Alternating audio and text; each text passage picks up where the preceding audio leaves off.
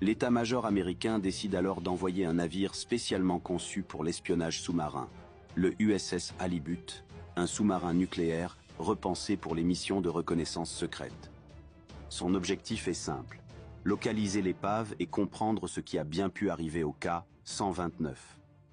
Après plusieurs semaines d'exploration, les premières images remontent à la surface. Là, à plus de 5000 mètres de profondeur, repose le cas 129, brisé, mais encore en grande partie intact. Pour les États-Unis, cette découverte est une aubaine. À bord, se trouvent peut-être des informations de première importance, des codes de lancement, des systèmes de communication, voire des armes nucléaires.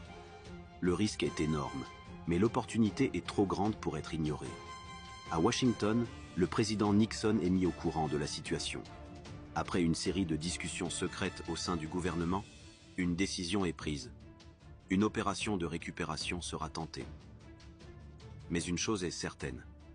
Pour remonter un sous-marin soviétique depuis une telle profondeur, il faudra un plan audacieux et une discrétion absolue. Juillet 1974.